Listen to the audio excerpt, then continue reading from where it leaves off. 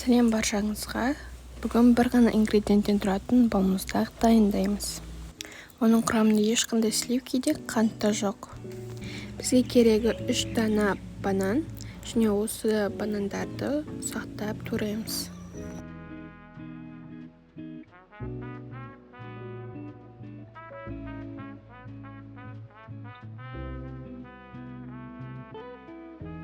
Кейін ыдысымыздың үстіне пищевой пленкамызды төсеп аламыз.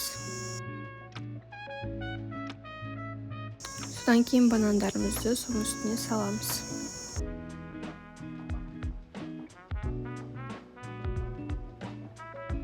Енді осының бетін тағы да пищевой пленкамен жабамыз. Енді 2 сағатқа морозилкаға салып қоятын боламыз. Банандарымыз морозилкаде 3 сағат тұрды. Банандар осылай қап-қатты болуы тиіс.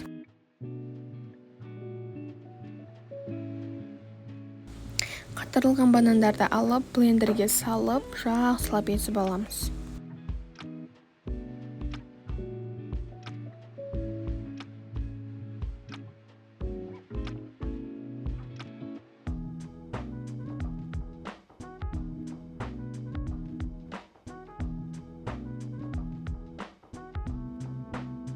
Барлығы бірден езілмеуі мүмкін, себебі банан бұл жерде көп мөлшерде.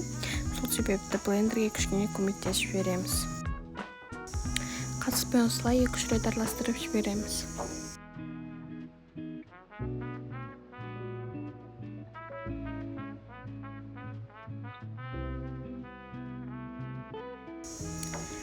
Мінекей біздің балмұздағымыз дайын болды.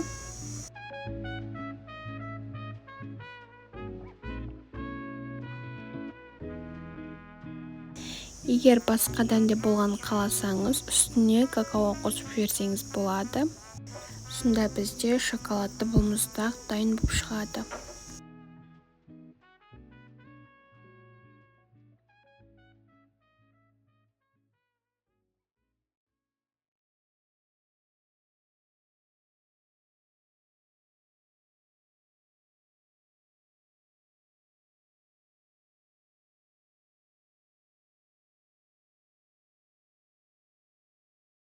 Міне біздің бір ғана ингредиенттен тұратын балмұздағымыз дайын болды.